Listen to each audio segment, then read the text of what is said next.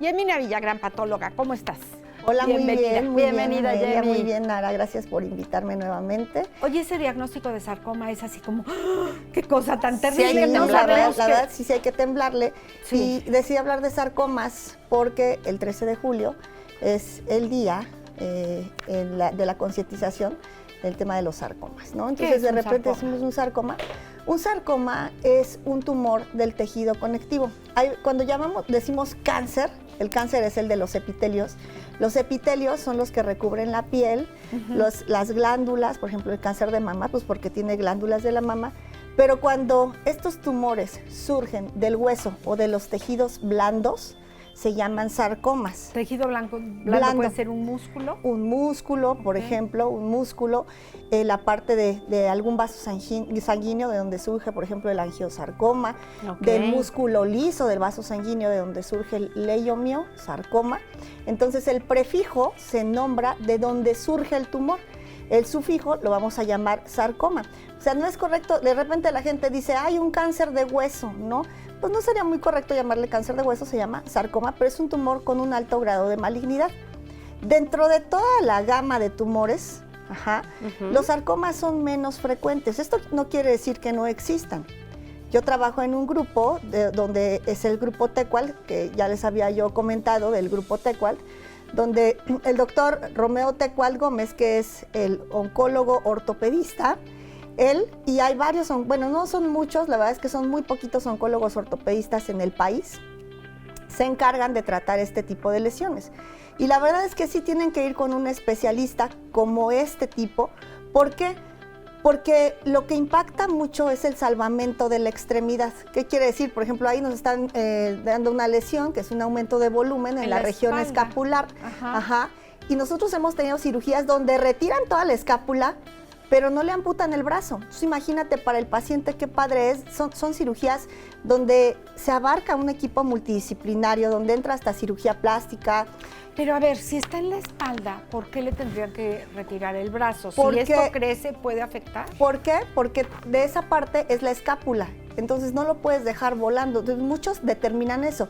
El lema de nosotros es el salvamento de la extremidad, que quiere decir que vamos a retirar la escápula, se va a preservar ese brazo, van a poner una prótesis y la cirujana plástica, que hace un trabajo extraordinario realmente, va a reconstruir toda esa parte de ahí para que se pueda, el paciente, aparte va a tener una movilidad limitada, sin embargo, va a conservar la extremidad. Y esto hablamos de una extremidad superior, como lo es el brazo, pero también las extremidades inferiores, ¿no? Entonces, hemos tenido, hablando de los sarcomas, vamos a hablar un poquito de la incidencia. Son tumores realmente raros. O sea, te estoy hablando que de 1 a 10 personas por cada 100,000 habitantes. Dices, no manches, o sea, que me saque un boleto de esos, qué raro. Pero por ejemplo, el doctor Tecual tiene la consulta llena porque ya es referencia prácticamente nacional, donde, ¿sabes qué? Ojalá, yo de verdad, si algún día tienen algo así, siempre pídale a Dios caer en las mejores manos. Claro, de repente nos llegan casos realmente dañados, porque hay situaciones, por ejemplo, en los condrosarcomas no se deben de radiar, y nos llegan los condrosarcomas radiados, y esto está mal porque aparte de que muchas veces es el tumor más agresivo, hablo exclusivamente de los condrosarcomas, ¿no? O sea, ¿cuál es el condrosarcoma? No siempre, el condrosarcoma, como su nombre lo dice en el prefijo condro, quiere decir cartílago. Entonces, en todos los sitios donde nosotros tenemos cartílago, pues hay cierto factor, que estos factores, porque siempre me preguntan ustedes también de factores de riesgo, que es un tema importante, pues generalmente ahí sí es mutacional, alguna mutación que haya ocurrido, ¿no? Entonces, ¿solo en los condrosarcomas o en los sarcomas en general? En los sarcomas en general, generalmente son mutaciones, ¿no? Pero sí, o sea, te digo, el diagnóstico muchas veces es complejo. ¿Por qué? Porque pues el paciente ni cuenta se da. Es lo que te iba a preguntar, ¿hay síntomas o no? Tampoco hay veces que hay dolor. Hay dolor, elevación del volumen. Ojo, cuando hay una elevación del volumen que ya habíamos visto, porque creo que este es el único tema que sí hemos repetido, y lo repetí porque es el mes de julio, ¿no? Porque sí se me hace importante. Importante, claro. Entonces, una elevación del volumen, porque dice, oye, tengo una bolita, ¿no? Por ejemplo, la abuela que de repente tiene una exostosis, pero que ahí está, ¿ok? Y que ya tiene años con ella, ¿ok? No pasa nada. Vigilancia. Pero si, por ejemplo, esa bolita es nueva o de repente crece y duele, ojo, hay algo que se llama fractura en terreno patológico. No quiere decir que ando en patología y me fractura, eso sería otra fractura, ¿no? O sea, fractura en terreno patológico quiere decir que ya había una lesión ahí, que es como luego diagnostican a los futbolistas, ¿no? Es que se fracturó y le salió un tumor. No, señor, ya estaba el tumor, estaba muy lábil el tejido del hueso, ya estaba para nada de romperse, dio una patada y se fracturó. Esa es una fractura en terreno patológico. Llegan al hospital, les toman radiografías, que el método ideal pues para el diagnóstico de los tumores, una placa, una radiografía, hay resonancias, las resonancias nos sirven más para ver tejidos blandos, que ahorita vamos a ver también, no solamente los sarcomas se refieren al hueso, que en el hueso lo llamaríamos osteosarcoma, y que me quedó a mí el caso muy grabado de un niño donde le amputaron la extremidad, sí, ya no estaba salvable, esa extremidad ya estaba muy comprometida con todos los tejidos adyacentes, ¿no? Entonces, pero sí hay que ver la posibilidad siempre de salvar, que es donde yo entro, ¿sí? Yo entro para ver los bordes quirúrgicos. Si no hay tumor y queda limpio prácticamente ese tejido, el médico puede en ese momento, entra el protesista, meter una prótesis, arreglar los tejidos blandos que queden ahí por cirugía plástica. ¿Durante la cirugía claro, se hace todo esto? Todo se hace durante la cirugía. Okay. Son cirugías que a veces duran 12 horas, 15 horas, hay veces que duran menos, pero es una de las últimas que tuvimos, precisamente que por imagen parecía un condrosarcoma, fue un fibrosarcoma. Entonces, este grado 3, de alto grado, en un paciente ya mayor de edad, de 83 años, pero a mí me impresionó mucho cómo en ese momento entran los de las prótesis, así prácticamente ya llevan las medidas sugeridas por estudios de imagen y demás, entran, perforan el hueso a través de la cavidad medular, impresionante, de verdad. Me gustaría algún día invitarlos aquí porque son cirugías ¿No tienes que prácticamente... imágenes? Estaría muy padre. Sí, claro que sí, para si quieren la próxima las traigo. Sí, por favor. Y van como perforando y entonces en ese momento entra la prótesis, ya que el médico limpió todo, el tumor y todo lo que había ocasionado, pues en ese momento también ahí van a poner la prótesis, entra cirugía plástica a reconstruir y es hasta entonces que todo termina. Hubo un caso de esta niña Blanquita ya traía prácticamente destruido y a ella le dieron, es un tumor de la pelvis, un condrosarcoma de la pelvis. Últimamente hemos visto muchos condrosarcomas y estábamos viendo que ha aumentado más últimamente la incidencia, antes eran más raros. Y me dirás por qué, no sabemos, pero ha aumentado más un poco el condrosarcoma sobre otro tipo de tumores, ¿no? Pero ¿Y es más en niños? Lo he escuchado en el condrosarcoma es más en el osteosarcoma, que es diferente, sí lo podemos ver en niños, ¿no? Pero el condrosarcoma sí es un poco más de la edad adulta. Y fíjate que es interesante que esta chava que le reconstruyeron la pierna, ella no tenía para una prótesis, porque una prótesis cuesta un dineral también. Entonces la plástica le reconstruyó los tejidos blandos. ¡Wow! De verdad, ella con su andaderita está caminando y conserva su pierna. Anda así como que un poco deforme porque tengo la pieza, pues algún día, pues igual tomo fotos y como dices, las traigo porque sí tengo así como una colección de museo, ¿no? Esta por eso nos sirve a nosotros como enseñanza, ¿no? Está el hueso ilíaco y cómo se ve la parte del tumor, cómo lo toma, y a ella le dieron radioterapia, por eso deben de ir con quien sabe y se dedica a ver este tipo de casos, porque la radioterapia nos dañó los tejidos. La radioterapia te sirve, pero a la vez tiene efectos secundarios. O sea, a la hora de ella tratar de reconstruirle, pues iba a costar un 1 de trabajo, costó un 3, ¿no? Entonces, la verdad es que sí fue algo complicado, pero son frecuentes, digo yo, en el ramo en el que estoy, porque prácticamente ya ahorita veo mucho de tumores óseos, o sea, para mí sí son, pero en realidad para la población no lo son tanto, pero ahí es que estar atentos. Digo, aquí en el Hospital General también recibo varios casos. Yemi, perdón, si dices no hay síntoma, en realidad pues es por alguna mutación, ¿habrá alguna forma en la que pudiéramos irnos revisando a través de, no sé, rayos X? Fíjate que aquí, como no es tan poco frecuente, puede ser que generalmente son hallazgos incidentales. Ok. Sí, como no es así como el cáncer de mama, que rutinariamente vamos, nos hacemos la mastografía y los estudios, o el papá Nicolau y todo esto, aquí no. aquí no vas a decir, ay, me voy a tomar, pues, te sale más la radiación y lo que te van a hacer, ¿no? El costo-beneficio, dices tú, pues no, o sea, no me voy a ir a radiar a cada rato. No estaría mal que si tenemos ya factores de riesgo, nos estuviéramos también revisando, ¿no? Que hay antecedentes, pero en realidad no es como así. Realmente lo descubrimos, te digo, de manera incidental, porque hay un aumento de volumen, porque hay dolor. El otro día llegué al consultorio del doctor y estaba una niña y dice, mira, ya la vamos a operar la siguiente semana, que de repente tenemos fines de semana que hay 4 o 5 cirugías, ¿no? Este fin descansé. Entonces, vengo hasta relajada. Ay, ¿no? qué bueno. Pero sí. ¿Y están aquí, hacen las cirugías aquí en Querétaro o pocas se van a...? aquí en Querétaro, pero la mayoría son en Ciudad de México. Ajá. La mayoría son en Ciudad de México. Y programamos generalmente los fines de semana. Ahora, Yemina, no se trata de que me salió una bolita y qué pavor, pero ¿qué características y no solamente debería bola de en el tener? hueso, no solamente bola en el hueso, sino también en los tejidos Ahorita blandos. que mencionabas en la pierna que a lo mejor te sale una o en los brazos. Tejidos blandos es toda la carnita, ¿verdad? Y todos los tejidos. Todo lo aguadito que tenemos. Todo lo aguadito, por ejemplo, luego le decimos los tejidos guangos, ¿no? Sí.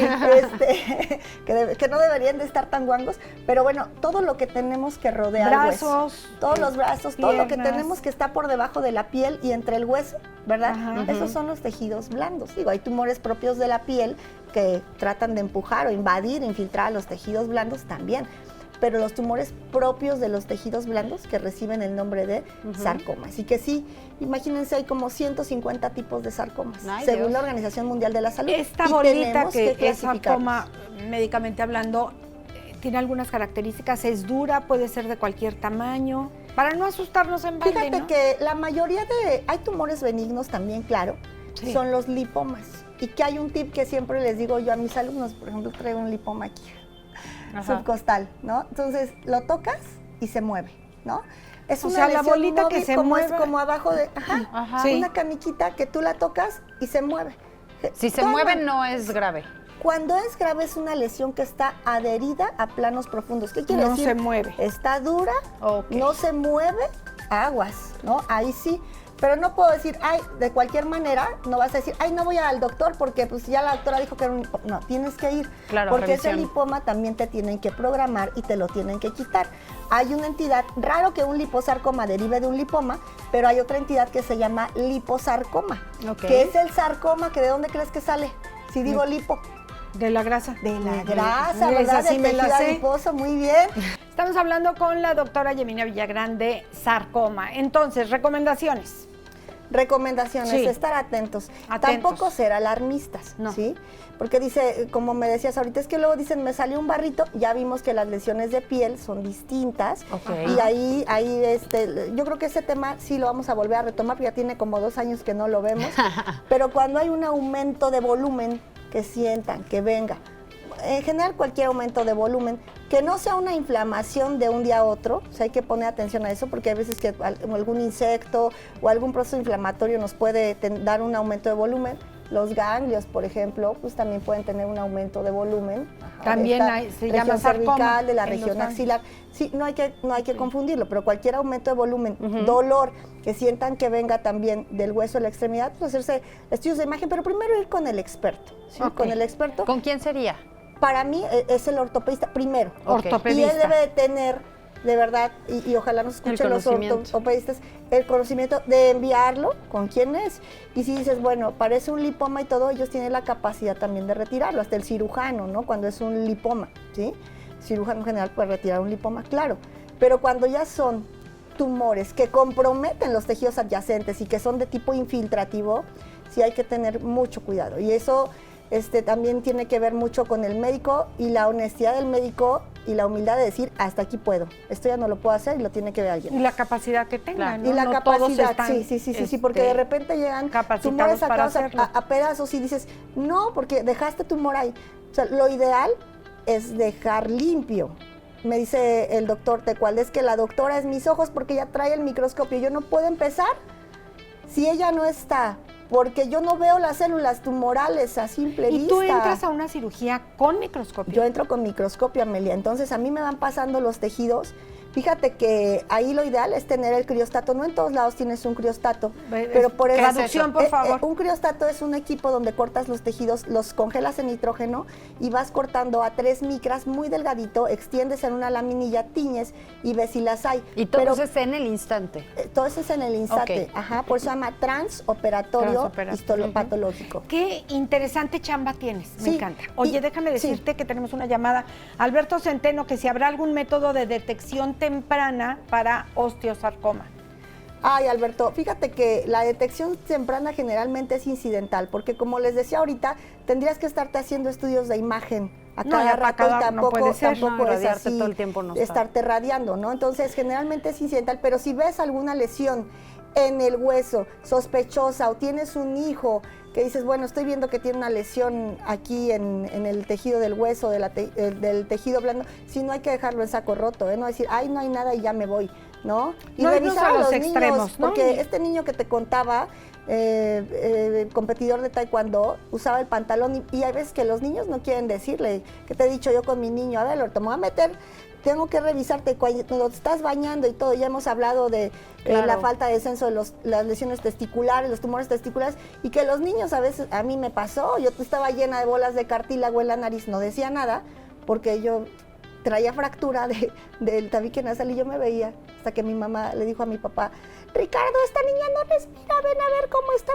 Pero tienen que estar al pendiente los papás. Que estar al pendiente. Sí, claro. Pero los niños a veces que no dicen. Este niño, te digo, traía un edema tremendo que con una patada que dio se fracturó. Y Emina, muchísimas gracias. Te agradecemos mucho. ¿En dónde podemos localizarte?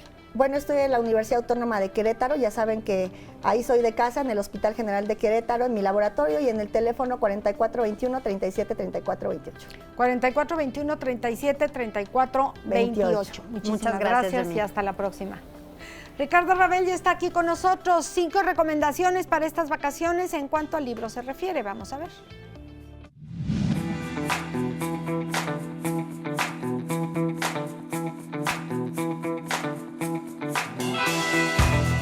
Ricardo Ravel, ¿cómo estás? Un gusto, como siempre, tenerte aquí en el programa. Buenos días, Amelia. Buenos días a todo el público. Muy bien, muchas gracias. Con mucho gusto aquí. Qué bueno. Y con 5 recomendaciones. Empezamos sí, fíjate que con traigo... esta. Este me gusta mucho porque es un libro educativo. Se llama El cuerpo humano. El cuerpo humano. Y trae, échale una ojeadita, trae un montón de cosas que pues deberíamos de saber todos. Y están en un lenguaje muy, muy sencillo.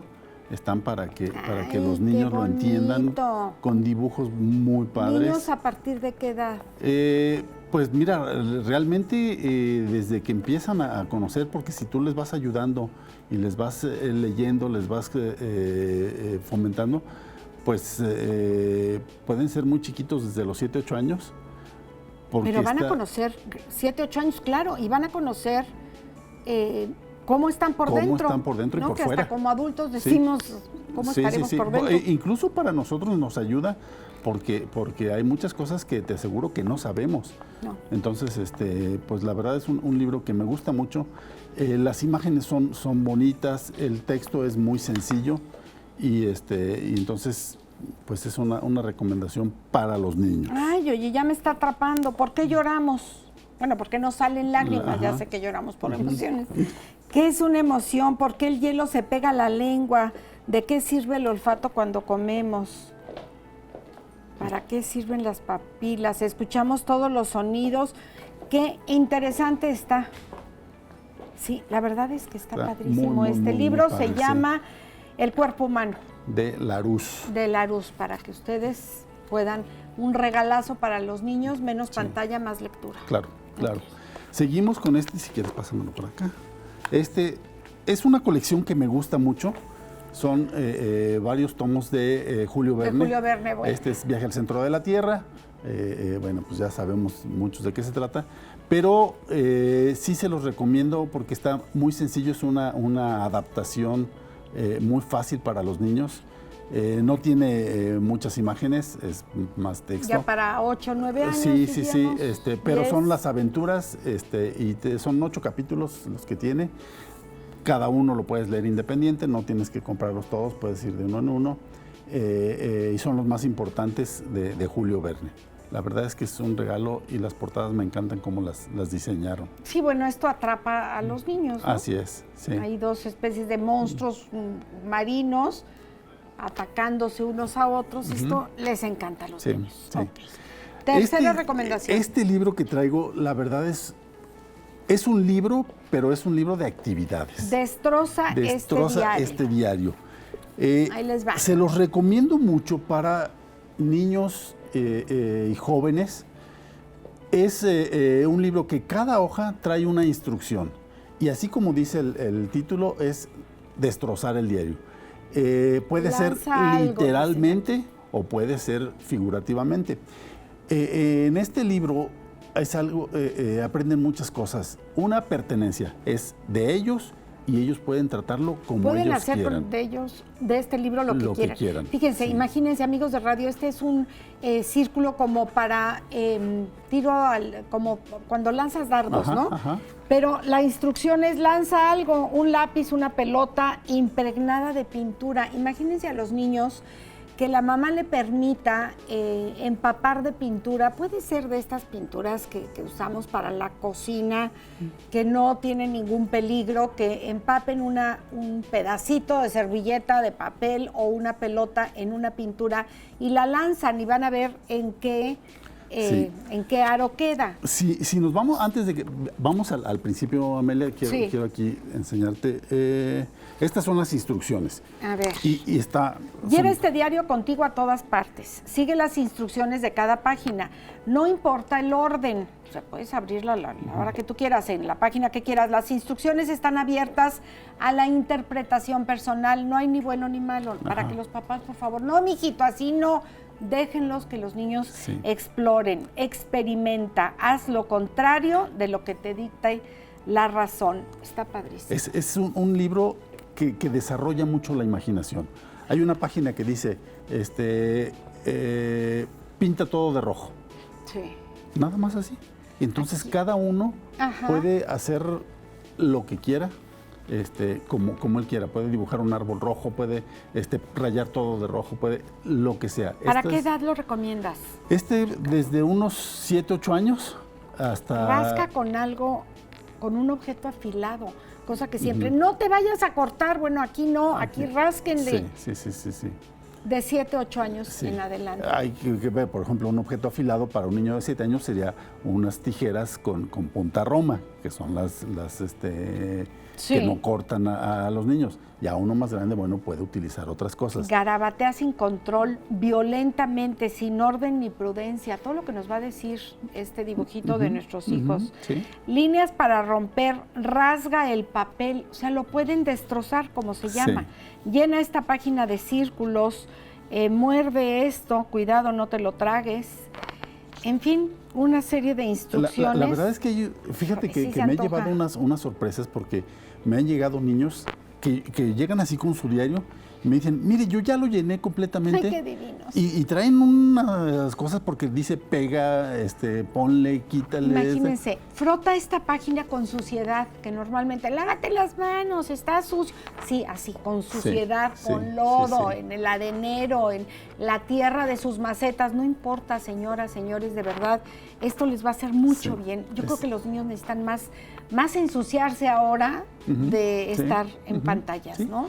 Y otra cosa bien importante, que es de ellos y que los papás sí hay que estar al pendiente, pero hay que dejarlos que ellos hagan lo que quieran con esto. Vierte algo aquí, puede ser tinta, pintura, té, café, lo que quieras. Cierra el libro para que quede estampado. ¡Ay, ya tiraste el agua! Que la tire. Para eso es este libro, para que lo destroce a su gusto. Y justo se llama Destroza este diario, de Kerry Smith. Se antoja muchísimo. Es muy buen libro, muy recomendable. Ahora vamos con unos libros un poquito más serios. Sí. Este se llama 13 cosas que los niños fuertes hacen. Es un libro de motivación. Creo que para adolescentes es muy bueno. Y como hemos dicho, bueno, tiene que ser supervisado por un adulto, porque habla de temas bien importantes. Aquí tenemos en el índice, si me permites, porque no me los aprendo todos, pero dice, deja de tenerte lástima, es algo importante. Buenísimo. Se empoderan, se adaptan a los cambios, se centran en las cosas sobre las que tienen control, saben cuándo decir que no, toman riesgos calculados, crean su propio futuro, aceptan sus errores, celebran los éxitos de los demás, fracasan e intentan de nuevo, equilibran el tiempo social con su tiempo a solas, agradecen lo que tienen, perseveran.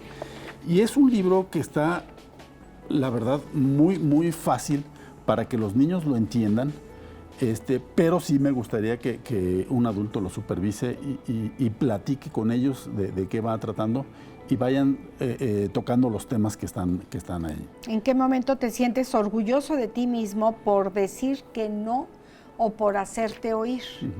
Que sí. Yo creo que los niños aprendan, que los padres les enseñen a sus hijos a decir que no cuando no quieren hacer algo, les puede evitar muchísimos problemas, ¿no? Sí. No a fumar porque todos fuman, no a tomar, no voy a donde no quiero, no me acerco con ese tío que me causa un poco de repulsión. No, aprender a decir que no y no pasa nada. Es bien, bien importante. Yo creo que sí, nos aleja de problemas. Mírate a ti mismo, que es algo no muy agradable que te dices a veces, soy un tonto, soy un torpe, no me sale, tengo mala suerte, etcétera, etcétera. 13 cosas que los niños fuertes hacen, piensa en grande, siéntete bien y actúa con valentía, de Amy Morin es este libro y todos los tienes en la librería. Sí, todos los tenemos ahí. Y por último, ya es más para adolescentes, Cuando no queden más estrellas que contar, de María Martínez. Es un libro romántico, es una novela, pero es de perseverancia. Se trata de una niña que pues la mamá la abandona a cargo de los abuelos y la abuela es muy estricta, la tiene dedicada al ballet. Está pues 100% al ballet de alto, pues de alta competencia, y de repente tiene un accidente que les dice el doctor que pues por ese accidente ya no va a poder seguir haciendo el ballet. La abuela le machaca que es su culpa, que ya no quería, total que la hace sentirse muy mal y le dice, bueno, pues yo ya no te voy a cuidar porque pues yo estaba para ayudarte, pero pues como tú no quieres y tu abuelo tiene que descansar, nos vamos a mudar, así es que ahí te quedas y a ver qué haces tú de tu vida. Y entonces esta niña, bueno, pues está en su adolescencia y empieza a buscar, se encuentra una caja ahí a la hora que está moviendo sus cosas, encuentra una fotografía de su madre con otro bailarín, porque también era bailarina.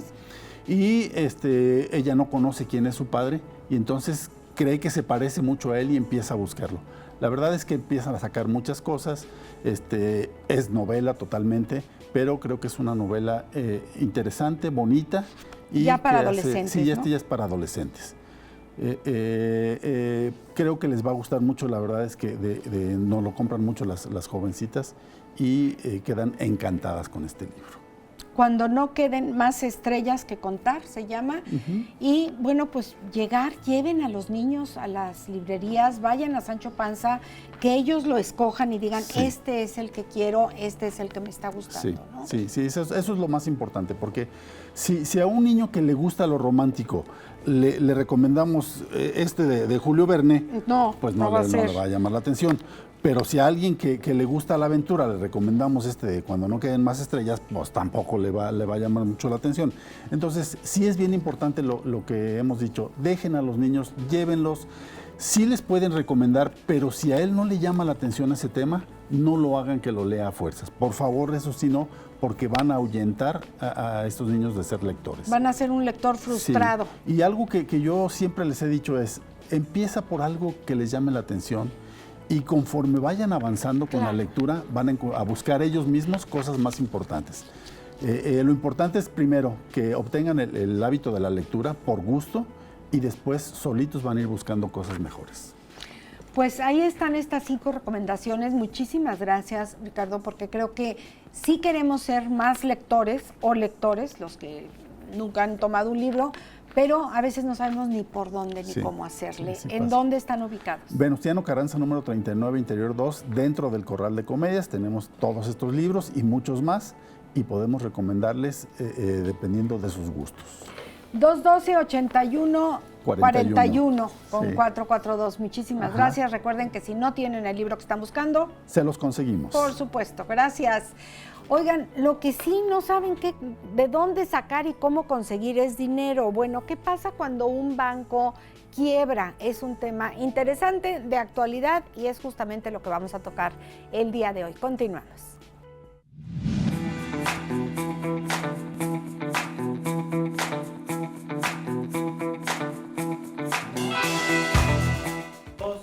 Juan José Ochoa está con nosotros esta mañana. Él es maestro en Administración de Negocios, especialista en Educación Financiera, que a cómo nos está haciendo falta.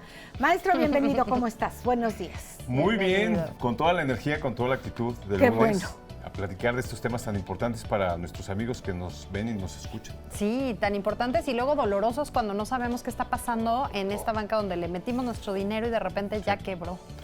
Eso es muy importante saberlo porque, bueno, ustedes saben que el sistema financiero mexicano es un sistema robusto, bien vigilado, tiene diferentes comisiones en el gobierno que están vigilando lo que sucede dentro de los bancos y las financieras que no son banco, pero que también utilizamos pues en el día a día. Un banco tiene una gran función en la sociedad porque nosotros ganamos dinero, ingresamos dinero, pero no lo queremos dejar en la casa, lo queremos dejar en una asociación, una organización, una empresa, que en este caso es un banco, donde esté resguardado y que nos dé un interés. ¿Okay? Y que sea serio. Y que sea serio. Seguro, sí. Todos los bancos en México tienen una licencia por parte del gobierno para ser banco. Por ejemplo, NU está en ese momento de convertirse de financiera a banco. Y pasan por una serie de procesos sumamente profesionales para definir esta organización tiene los elementos, el capital, la experiencia de sus administradores para convertirse en banco. Entonces, los bancos en México realmente están muy bien estructurados y es un sistema financiero que funciona muy bien. Y eso hay que tenerlo en mente, porque también ese dinero que nosotros dejamos como ahorro, el banco lo toma y lo presta como crédito a las empresas, a las personas, para las diferentes necesidades que tenga una persona como tú, como yo, para una empresa que necesita dinero para su crecimiento, para el pago de la nómina, el pago de los insumos, las mercancías, en fin, toda la operación de una compañía. Entonces el banco capta dinero de todo el público, de todos los mexicanos, capta ese dinero y después lo presta. ¿Ese es el negocio? Ajá. Ese es el negocio, porque al final del día el negocio está en captar ese dinero, pago un interés, digamos, chiquito, y luego lo presto a una tasa mayor. Y ese es el margen de intermediación. Claro. Y este negocio es milenario, hace Sí, no muchos hay nada siglos. nuevo. Claro. Así es. ¿Ok? Entonces, en el entendimiento de la importancia de un banco para una sociedad, para el desarrollo económico de un país, de una región, de una ciudad, el banco es sumamente importante. Porque ahorita lo estamos platicando solamente una parte de la función del banco, pero el banco tiene muchísimas funciones. Ahora, si tú tienes tu dinero ahí, el banco cae en bancarrota. ¿Qué quiere decir? Que ese banco no gestionó bien las operaciones bancarias y ya no puede continuar ni recibiendo dinero ni prestando dinero. Ahí la Comisión Nacional Bancaria y de Valores interviene y define si el banco está en esa posición de ya no continuar. Es decir, entra en una etapa de liquidación. Y cuando nosotros escuchamos en el radio, en la televisión o en una, digamos, plática entre amigos, oye, ya supieron que este banco acaba de tronar, acaba de caer en quiebra, está quebrando, está en bancarrota, pues te pone los pelos de punta. Porque le dice, oye, yo tengo mi dinero ahí. Ah, bueno, ahí vienen cosas importantes que tienen que saber los amigos. Una, cuando un banco entra en bancarrota, ya no puede operar. Afortunadamente la banca en México está tan bien estructurada que hay un seguro que digamos, gestiona y emite el Instituto para la Protección del Ahorro Bancario, el IPAB, y depósitos de nosotros como público, ¿no?, que va y deja su dinero en un banco, tiene un seguro en los productos de captación hasta 400,000 UDIs. Hoy son 3,400,000 pesos. Es decir, si tú tienes 3,400,000 pesos en una cuenta de cheques, de ahorro, en una cuenta de débito, en una cuenta de inversión a corto y mediano plazo, CETES, lo que sea. sí, ese monto está protegido hasta 3,400,000 pesos, porque ustedes saben que la UDI va cambiando conforme va, Es una medida va que generando, cambia. va incrementándose la inflación. O sea, la UDI va indexada a la inflación, ¿no? O sea, hace muchos años valía 1 peso, hoy vale 8 pesos con punto centavos. Entonces, si multiplicas las 400,000 UDIs por 8 pesos con X centavos, te da los 3,401,000. ¿Qué pasa para los que tienen más de 3,401,000? Bueno, el banco tiene que darte ese dinero. Ahora, lo que tienes Pero no tú. está asegurado. no está asegurado. ¿Qué pasa lo que está por arriba? El banco tiene la obligación de regresártelo. Pero si el banco no tiene dinero, Justo. Si está quebrado. porque no tiene esas reservas Sí. de dinero, porque está quebrado, entonces entra un proceso más largo. Porque luego los que realmente se convierten en responsables de regresarte el dinero son los socios mayoritarios de ese banco. ¿Ok? Porque el banco desaparece, entra en una etapa de liquidación y desaparece. Los socios mayoritarios de ese banco tienen la obligación de regresarte ese dinero, pero puede ser un proceso larguísimo, ¿ok? Por eso es tan importante que el público sepa que tenemos el seguro hasta 3,401,000 pesos. Hoy ese dinero se te regresa de Ese es por inmediato. persona. Ese es por Sí. persona. Estamos platicando con Juan José Ochoa, maestro en todo lo que tiene que ver de administración de negocios. Y bueno, estamos hablando de algo que nos duele mucho a todos, a todo el mundo. Pero a los mexicanos creo que ya nos estamos enfocando en, ok, sí, ya sé que hay que ahorrar. Ahora dime en qué ahorro, porque y si mi banco quiebra, ¿qué puede llegar a pasar? Entonces, aquí sería esta segunda parte de la plática. ¿Qué recomendaciones nos puedes hacer? Sí, por supuesto, con mucho gusto. Esa es la gran pregunta, es la pregunta del millón. Tengo un dinero, tengo mi ahorro, porque inclusive cuando hacemos las pláticas de finanzas personales, uno de los grandes temas es cómo puedo ahorrar, ¿no? Sí. Porque como mexicanos nos duele esa parte, nos gastamos todo. Somos Es buenos más, para gastar. Nos gastamos lo del futuro. Sí, claro, la quincena pues sí. que viene. O sea, ¿cómo? Y si ¿no? se puede, Ya la tenemos también. la proyección armada según nosotros. Y antes de entrarle a los productos de inversión, decirle que los más jóvenes, los que vienen en generaciones más jóvenes, de los millennials hacia las generaciones más nuevas, ellos no van a tener una pensión como la vamos a tener nosotros Nos tres queda clarísimo. por la ley 73 Sí. del IMSS. Entonces ellos tienen que construir su pensión. ¿Y cómo? Ahí les va. La banca está desarrollada, pero también están desarrolladas las fintechs, que son estos organismos financieros. Fintech quiere decir Finance and Technology. Son nuevos organismos, jugadores del sector financiero, que no son banco, pero que te permiten tener tarjeta de débito, tarjeta de crédito y ahorro. ¿Ok? Ok. Y ese es, por ejemplo, el ahorrador tiene que tener un portafolio porque tiene que diversificar su riesgo. Entonces, digamos, tenemos 100 pesos. Yo lo que recomiendo es 10 pesos ponerlos en la cuenta de ahorro que me da el 15% de interés anual en Nu. Tiene una cajita hasta 25,000 pesos que te da el 15%. Hoy en el mercado nadie te da 15%. Ok. Luego, yo pondría 50 pesos de mi 100 en CETES. Son los certificados de la tesorería. Es decir, nosotros como inversionistas le prestamos al gobierno. Pasa un cierto periodo, porque hay CETES a 28, 91 días, 180 días y casi un año, ¿no? Sí. Un año. Entonces, al término del periodo, te regresa tu capital y tus intereses. Ok. Ese es una tasa libre de riesgo. ¿Por qué? Porque es casi imposible que el gobierno mexicano quiebre y te deje de pagar. ¿Ok? Claro. Por eso el CETE es el producto más seguro que hay en el mercado. Ok. Y un CETE hoy te está entregando intereses del 8.3, 8.3, 8.4% anual. Entonces, si te fijas la cajita... Bajó, ¿verdad? Bajó, venía muy alto, muy alto, muy alto, muy alto. Y cuando la tasa de interés del Banjico baja, tiene dos efectos. Para los que invertimos, bajan nuestros intereses. Para los que pedimos dinero, el dinero se vuelve más barato. Las tasas de interés en crédito... O sea, es un buen momento para pedir un crédito. Es un buen momento para pedir un crédito. Y ahorita, perdón la interrupción, porque una de las preguntas viene con respecto a NU. Uno de nuestros radioescuchas nos dice, José Luis Herrera, muy buenos días, una pregunta para el invitado de finanzas. Desde el punto de vista de usted, ¿la Sofipo NU pudiera declararse en quiebra en este proceso de conversión a banco o esto ya no puede pasar? Lo veo complicado, José Luis, porque el gobierno ya hizo todo un due diligence para darle la licencia a NU, es decir, hizo todo un análisis de su estructura financiera. Lo veo muy complicado, no he visto ninguna Sofipo, ninguna financiera que al convertirse en banco, en ese proceso, haya tronado. Entonces, yo tengo mucha confianza en NU, la verdad. Y decíamos de este portafolio, ¿no? Sí, sí. De poner un poquito en NU. Un poquito aquí.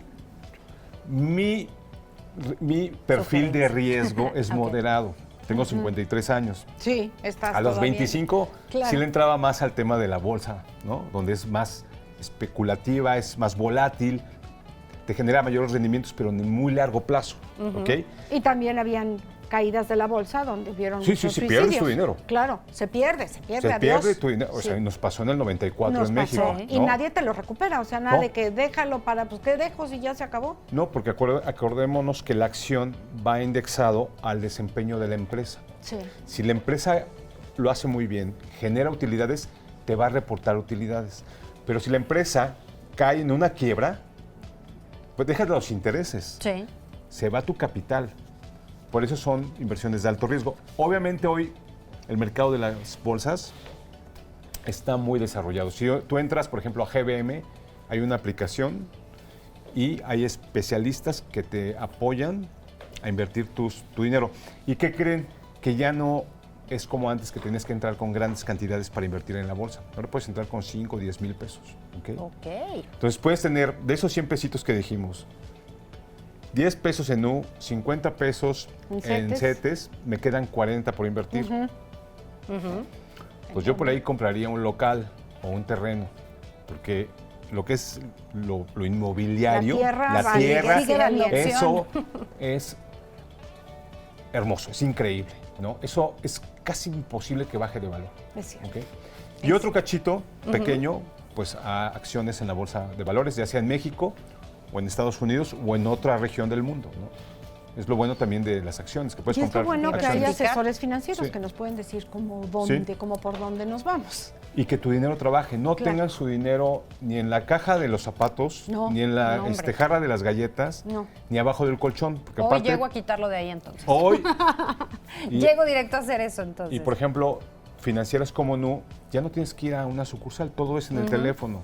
Ahí abres tu cuenta, te toman los biométricos, te toman una foto, un video, pones una foto de tu INE y se abre tu cuenta. Es lo nuevo Muy práctico. que está apalancado en la tecnología. Y ahí ¿ok? van jóvenes de millennials para acá, éntrenle a lo nuevo Sí. porque es lo que les está tocando ya Exactamente. vivir. Juan José, muchísimas gracias, te agradecemos mucho. Tenemos tus redes en pantalla, Unisec. La Universidad Central de Querétaro, ahí también damos talleres de finanzas personales. Ajá. Ahí nos pueden encontrar. En Facebook y en Instagram. En Instagram, en todas las redes, inclusive también en Instagram y en LinkedIn estamos como Unisec, que es la universidad que está en 5 de febrero. Y estamos apoyando a todas las personas que tengan dudas en temas de inversión, de cómo generar mayor ahorro, Claro. de cómo trabajar mi pensión a partir de los 20 años. Porque pues Sí, hacemos claro. conciencia en los chavos, ¿no? Uno cree que nunca Civilizarlos. envejece y ¿qué creen, chavos? Sí, Sí, envejecemos, sí llega. eso sí, segurísimo. Sí llegan los calendarios. La eso, otra es ¿no? morirse, sí.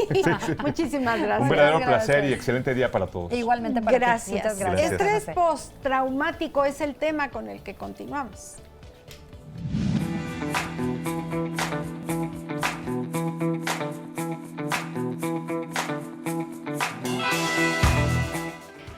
Estrés estrés postraumático, ese es el tema con el que vamos a continuar y bueno, de verdad me encanta poder tocar este tema, sobre todo cuando vienen por parte pues del CESAM, el Centro de Salud Mental aquí en Querétaro, evidentemente, y nos acompaña Luzalba Cetina García, ella es psicoterapeuta y está especializada en una corriente tal cual como puede llevarse una terapia de cognitiva conductual. Mi querida Luzalba, bienvenida y gracias por estar aquí.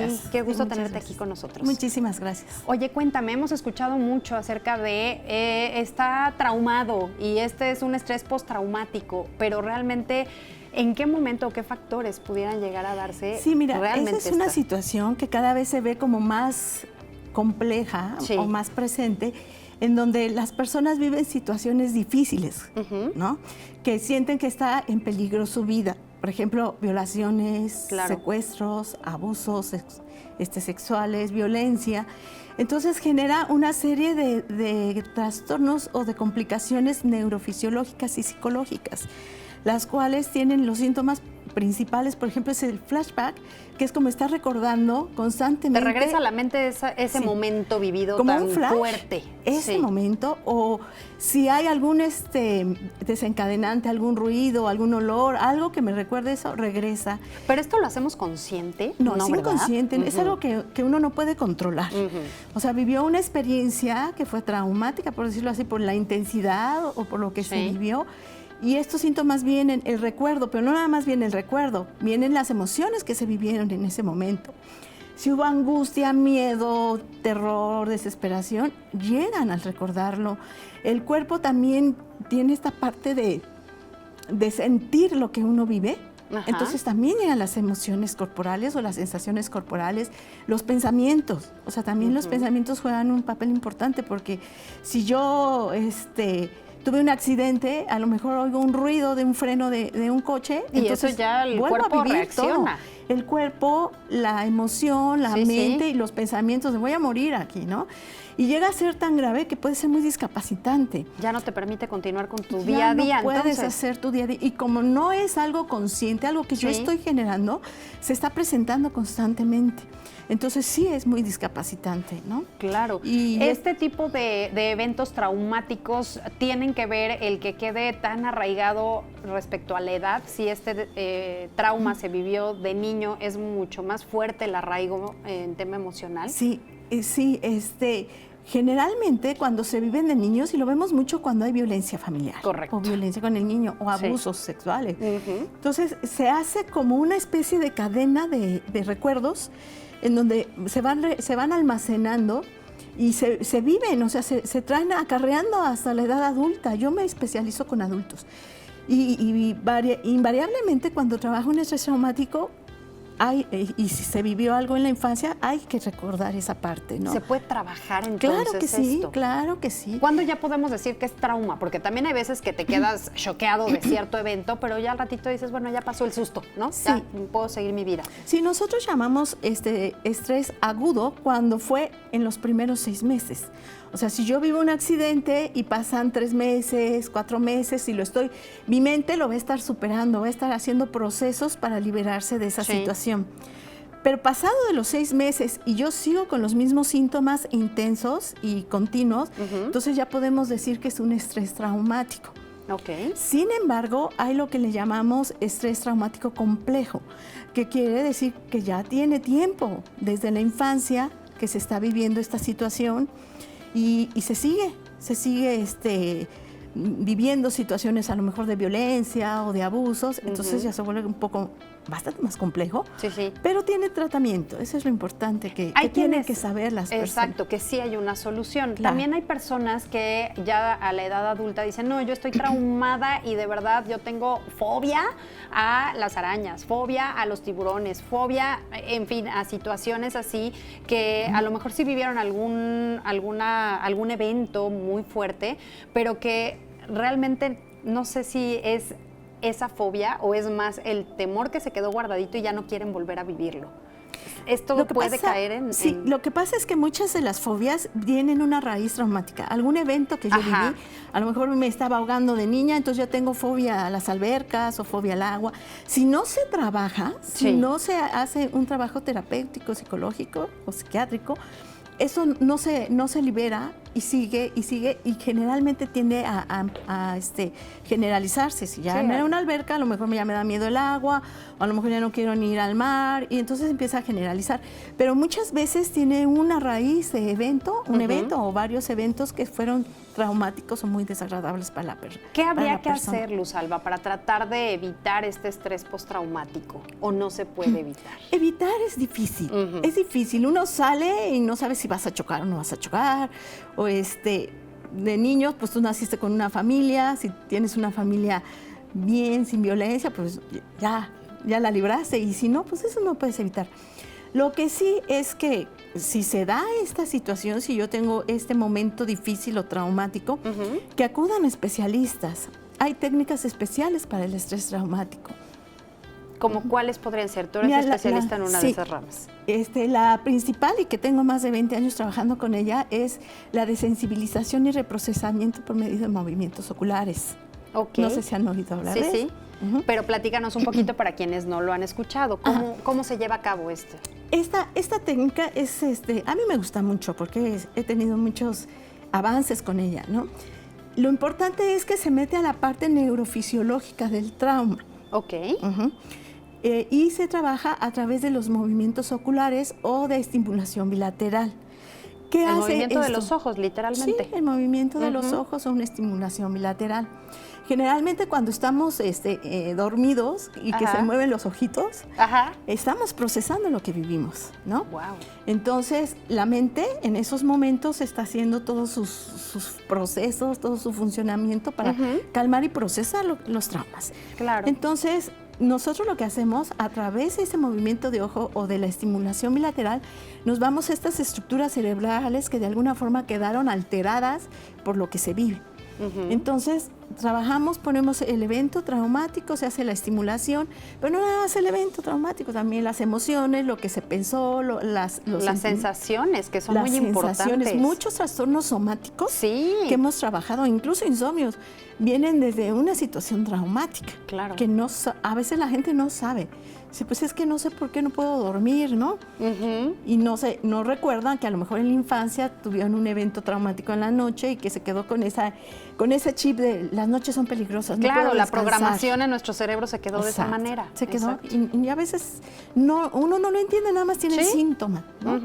Entonces, a través de esta técnica se puede sacar la situación en la que se vivió, pero se hace un proceso de desensibilización. Le decimos que esas emociones que están como al tope, van bajando, hasta un nivel en donde se el puede volumen. Exacto.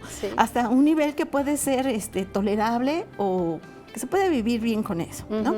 También se trabaja el reprocesamiento, o sea, los pensamientos, ¿no? Porque muchas veces los pensamientos también quedan ahí. Me ha tocado mucho cuando hay abusos sexuales que se queda, fue mi culpa, ¿no? Y fue mi culpa, ¿no? Entonces, se trabaja esta parte también de una forma neurológica y psicológica para cambiar ese chip, como dices, ¿no? Y poder entender que a lo mejor no fue mi culpa, ¿no? Exactamente. ¿Qué opinas acerca de estos procesos que luego, a lo mejor hasta sin conocimiento, pero de manera instintiva decimos, bueno, me voy a retar, si esto es lo que tanto miedo me da, me voy a forzar a estar dentro de esta misma situación para salir adelante? ¿Podría ser? Es una fórmula, o sea, es ¿cómo se llama? La desensibilización. Ok. Pero es así, sí llega a funcionar, hay muchas técnicas, esa puede funcionar, pero se me hace como muy dura, ¿no? Ajá. Pero sí hay personas que la utilizan. Esta parte que yo trabajo se considera de las terapias breves. A veces son 5 sesiones. ¿Y con eso ya? Y con eso yo he tenido pacientes con 3 sesiones los he podido dar de alta. Sobre todo cuando se tiene solo un evento traumático. Tuve un accidente, un secuestro, nada más es uno. Cuando ya es más complejo, de mucho abuso, violación, bueno, ya nos tardamos un poquito más. Pero se considera de los eventos que se pueden ¿A cualquier edad rápido. podemos empezar a tener este abordaje, este acompañamiento terapéutico y con esta técnica en particular que también mencionas? es para niños. Sí, también se trabaja con niños y con adultos. Sí, por supuesto. Exacto. Ajá. Ahora, ¿tú qué recomendarías justo si tenemos algunos síntomas en particular que nos dieras esas alertas, esas, banderitas rojas para poner atención, para saber si nuestro hijo, nuestra hija, quienes estamos cuidando, tiene este tipo de estrés postraumático? Yo creo que es checar también los síntomas. Cuando hay un estrés traumático, la gente cambia. Ok. O sea, las personas dicen, es que ya no me siento bien, dejan de salir, empiezan a tener crisis de ansiedad, tienen el recuerdo constante, empiezan a tener miedos. Sus actividades que tenían cotidianamente a lo mejor ya no las realizan igual. Exacto. O empiezan a disfuncionar, ¿no? Bajan calificaciones en cuestiones de adolescentes. También el bullying en la adolescencia se considera una situación traumática. Entonces ya no quieren ir a la escuela, se deprimen. Y yo creo que son cuestiones que hay que estar atento con uno mismo también, que lo puede por tener. Supuesto. Con los hijos y acercarse a especialistas. Luz Alba, si quisieran acercarse contigo para este seguimiento y sobre todo la utilización de esta técnica que mencionaste, ¿dónde te encuentras? Yo trabajo en el Centro Estatal de Salud Mental, que está allá a un costado de los comerciales de Liverpool y el viejo Hospital General. Ahí estoy. Está el CESAM. Tenemos, es el CESAM. Hay Correcto. médicos, especialistas, psiquiatras, otros compañeros psicólogos que también trabajamos con este tipo de trastornos, y pues también estoy en mi consultorio particular. Ok, tenemos un teléfono que nos proporcionaron, 442-251-9000. Y con la extensión del CESAM 2004. Es el teléfono del 2004. Ok, sí, claro. Perfecto. Por ahí estaremos entonces en contacto con ustedes y agradecerte muchísimo tu participación con esta al información. contrario, muchas gracias. Qué linda, muchísimas gracias. Oigan, del otro lado del estudio ya estamos más que puestos para ver esos beneficios fiscales. ¿En qué sentido? Vamos a ver.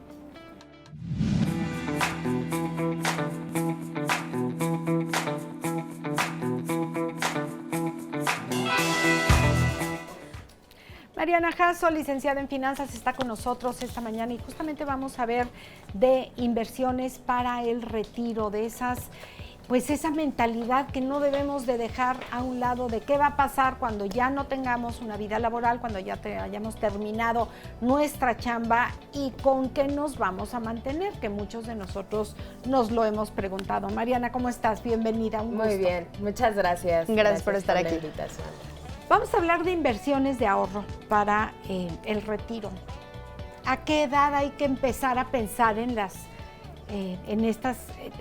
estos ahorros que debemos de tener? Porque a veces pensamos que, no, pues si es a los 60, 65 años, por ahí de los 59 me empiezo a ocupar en el tema. Creo que ya se nos hizo un poco tarde. Así es. Mira, yo la verdad es que siempre lo digo, desde ayer, ¿no? Si no lo hemos empezado, desde ayer tendríamos que empezar. La realidad es que nunca es tarde para iniciar un ahorro y poder cumplir metas tanto en el mediano como en el largo plazo. ¿Por qué? Porque en muchas ocasiones, y dada también la conciencia y la cultura del mexicano, pues de pronto se nos hace mucho tiempo, a lo mejor si estoy empezando mi vida laboral a los 23, 24, 25, pues se me hace todavía muy complicado. Todavía me falta mucho que voy a andar ahorrando. El pensar en qué va a pasar con esa persona que va a cumplir 60, 65 años, ¿no? Entonces, de pronto pueden existir ciertos mecanismos de ahorro y de inversión que te pueden permitir al chavo, al joven, al que está iniciando con esta etapa laboral, pues no nada más visualizarse en una etapa de retiro, sino también, obviamente, bueno, pues cumplir metas en el mediano plazo para que también pueda ser mucho más palpable, pues obviamente y te motivas. Exacto, el tema de su ahorro y eventualmente preocuparse por el tema de su retiro, ¿no? Pero existen este tipo de mecanismos. Pueden haber algunos que pueden ser deducibles de impuestos y otros no, dependiendo mucho precisamente pues ahora sí que de la ocupación que tengan o a lo que se dediquen, ¿no? Si una persona está bajo un empleo, si tiene obviamente una cotización ante el Seguro Social, etcétera, puede complementar su sistema de pensiones con un tipo de sistema privado.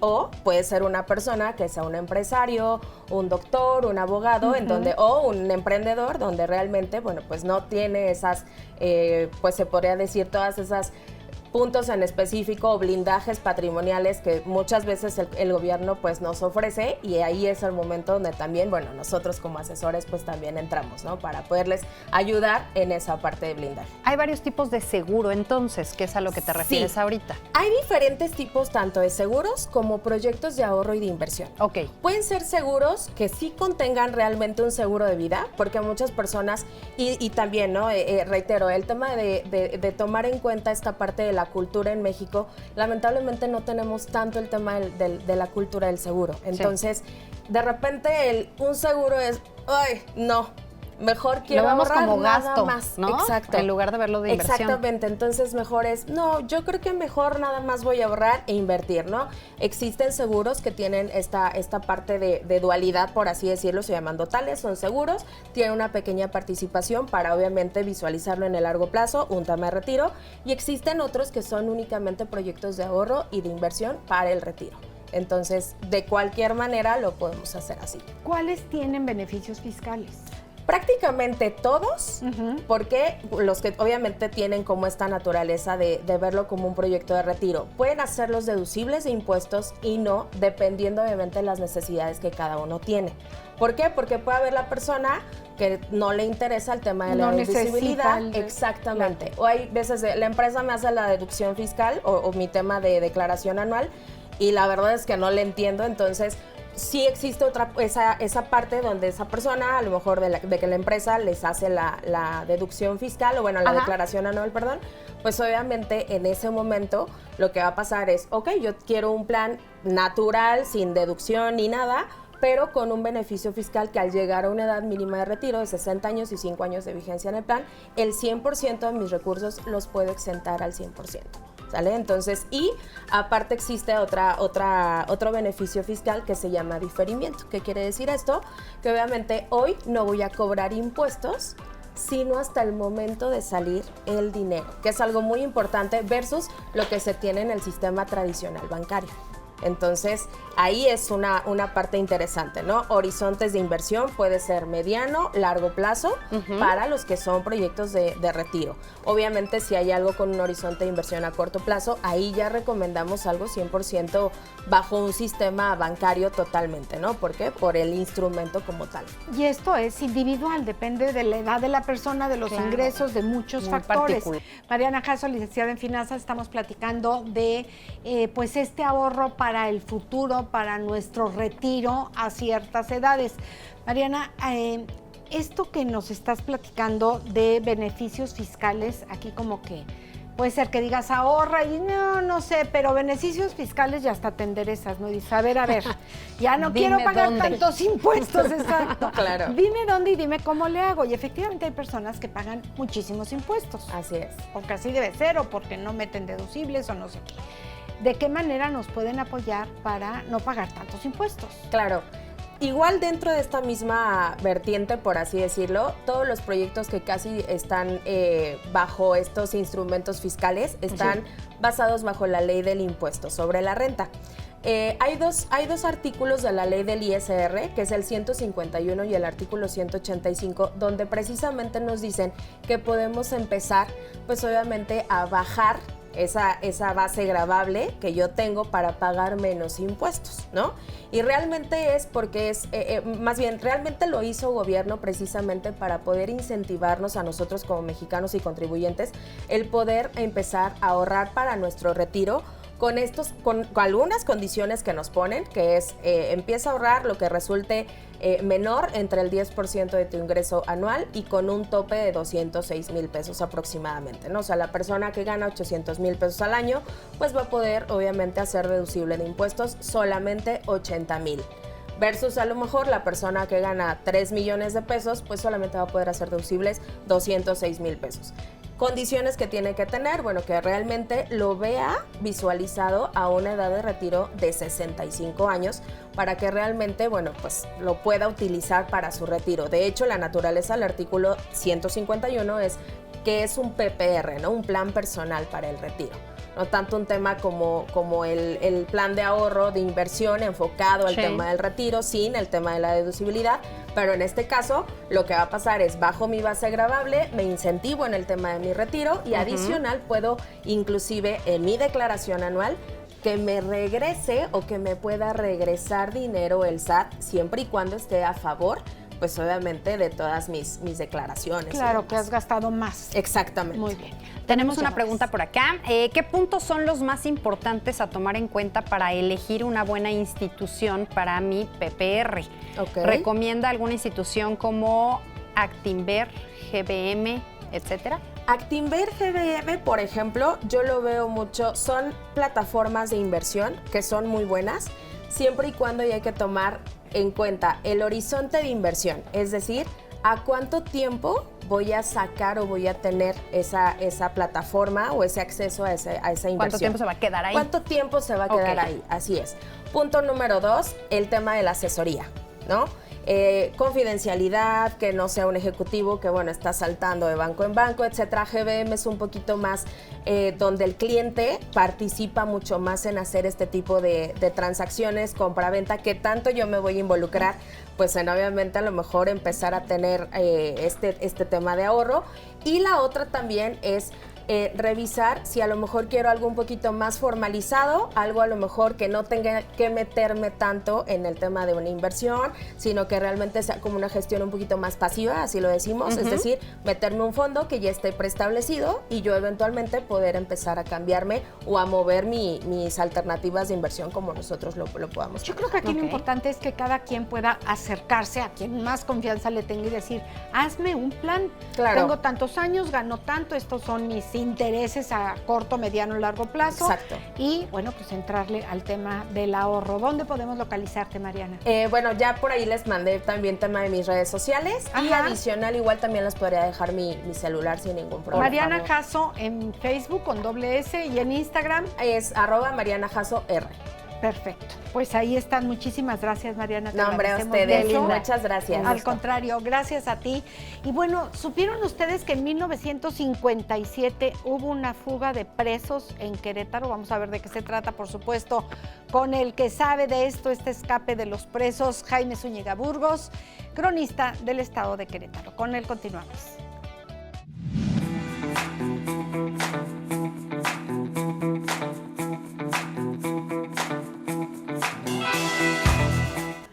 Siempre un gusto que nos acompañe Jaime Zúñiga Burgos, cronista del estado de Querétaro. ¿Cómo estás, Jaime? Bienvenido.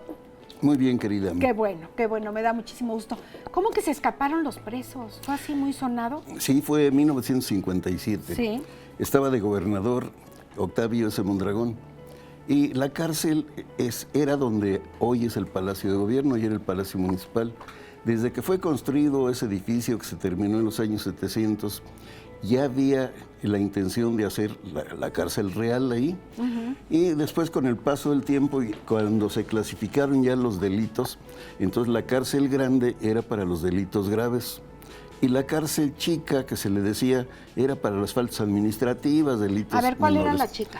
La chica estaba a la entrada y la grande estaba en era el mismo patio, predio, pero... en Palacio de Gobierno. Aquí, en donde Palacio trabaja el Municipal. gobernador, sí. Entrando a mano izquierda hay un corredor, ahí había una reja y ahí veías a los presos de la cárcel chica. Pero dando la vuelta hay un patio muy amplio, incluso con un torreón de vigilancia, donde había para las troneras, hay para los fusiles. Entonces, en esos años había un preso que era muy famoso aquí. Decían que por su peligrosidad. El segundo apellido era Rocha. Y se le conocía como Rocha. Rocha cayó otra vez, tenía una banda, etc.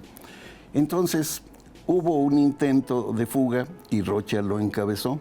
Ya Rocha tenía problemas muy serios porque a la larga cadena de delitos se le sumó la muerte de su pareja, una joven de apellido Corbella, que la asesinó, cometió asesinato, la llamó para la visita familiar, la visita conyugal. Ah, ¿la mató en la cárcel? La mató dentro de la cárcel. Ay, sí tenía alcance. Subió el radio para que no se escuchara y ahí cometió asesinato.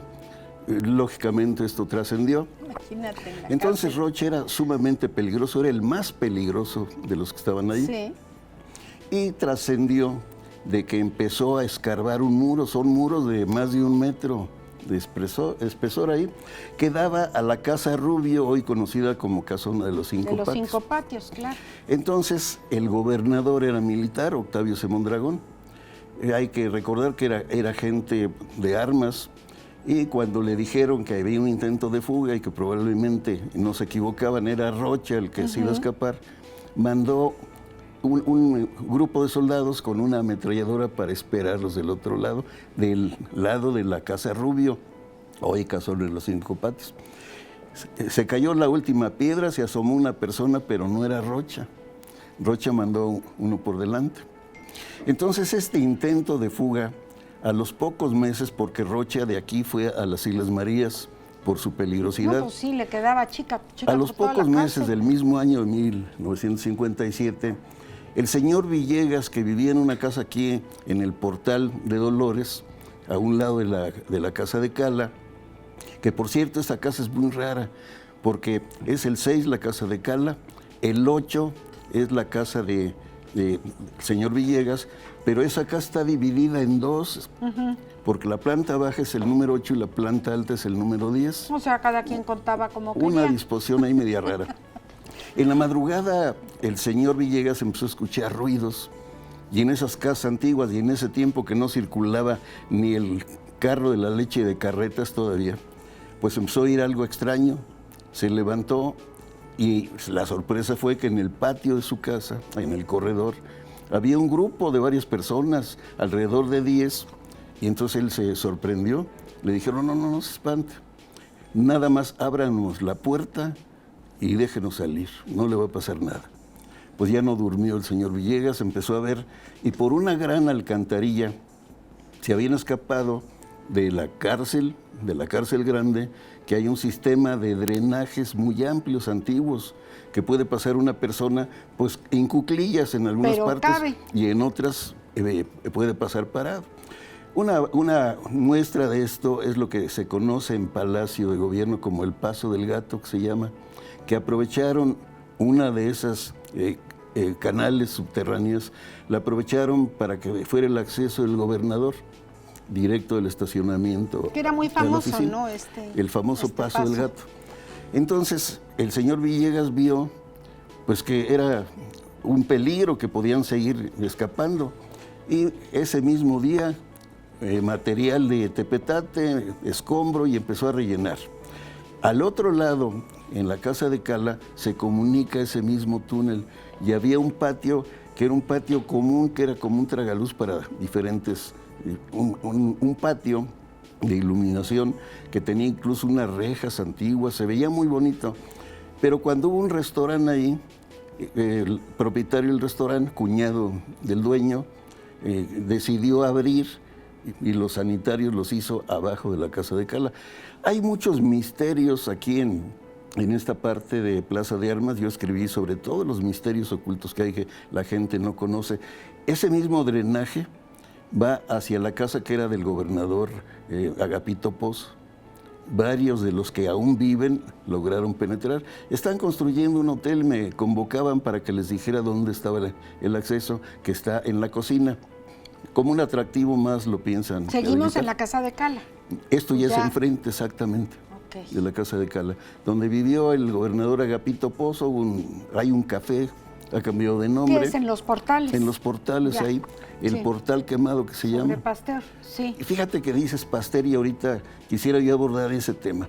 Antes las calles tenían pues, la Desamor, el Descanso, Posadas, el Chirimoyo, y decidieron ponerle nombre de este científico francés, Luis Pasteur, y hay que decirlo bien porque luego muchos locutores, Pasteur, Sí. y hasta arrastran el Luego- final Pasteur. Sí, y luego Es le Luis dicen Pasteur. como si fuera gringo, ¿no? Sí, Pasteur. era No, francés, espérame, era francés, científico, sí, médico Pasteur. francés, que aquí no vino, menos que conoció Querétaro, no estuvo en México nunca, no. pero en Querétaro se padecieron muchas epidemias que diezmaron a la población, muertos tirados en la calle, sepultados en sus casas, porque ya no había dónde sepultarlos en los camposantos. Entonces el gobierno municipal decidió, para reconocer el gran adelanto que significaba la pasteurización, ese sistema de calentar, enfriar y todo esto, que vino a terminar con una serie de enfermedades, y le reconocieron. Y sí, aquí pues, el Río de la Loza, entre todos los nombres conocidos, está Luis Pasteur. Pero venía de la pasteurización de la Exactamente. leche, no Sí, de eso. Luis Pasteur, el científico. Sí, porque la pasteurización se debe como homenaje, como reconocimiento a ese descubrimiento que hizo este científico y que vino a De Querétaro. matar bacterias. Sí, y a salvar muchas vidas. El reconocimiento, tenemos esta calle que tengo entendido que fue la primera que de lado a lado se le puso el mismo nombre. Que cruzó toda la ciudad, Toda la Pasteur ciudad. Norte, donde estamos nosotros justamente transmitiendo aquí en RTQ, y Pasteur Sur, que está por Los Toritos. ¿Es la de Los Toritos? No, ¿verdad? Esa es Corregidora. No, es es la de esta. Los Balones. Es de la Alameda, aquí donde estamos, hasta el río.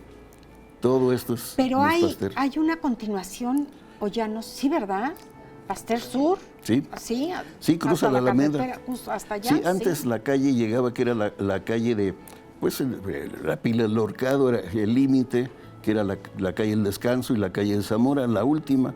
Y ya después siguió la calle de las Artes en forma diagonal y la prolongación Pasteur con el crecimiento de Querétaro. A un lado de En la la Alameda, Alameda, y sí. continúa. Ahí continúa. Pues ahí aprendimos algo, bueno, aprendimos mucho, ¿no? Ese tal Rocha sí se voló la barda, y bueno, ya sabemos por qué se llama Pasteur. Muchísimas gracias, Jaime Zúñiga Gracias a Burgos, ti. como siempre, un placer. Un gusto. Estamos de vuelta. Mil gracias, beso gigante y abrazo enorme hasta donde se encuentren. Y por supuesto, recordarles que a nosotras también nos encuentran en redes sociales. Ahí a mi querida Amelia Cove la encuentran como En Confianza con Amelia, y a una servidora como Ara Rangel Oficial, Instagram, Facebook y por supuesto también nuestros canales de YouTube. Mi querida Ame, disfruta de este arranque de semana así, con esa sonrisota como ya la tienes. Por supuesto que sí, muchísimas gracias. Gracias a todo el equipo, a todos los compañeros de trabajo que hacen posible que llegue esto hasta ustedes. Gracias por seguirnos. Mañana 8:30 de la mañana seguiremos platicando muy en confianza. Lindo día. Gracias por tu sintonía. Te esperamos muy pronto para seguir platicando aquí en Confianza.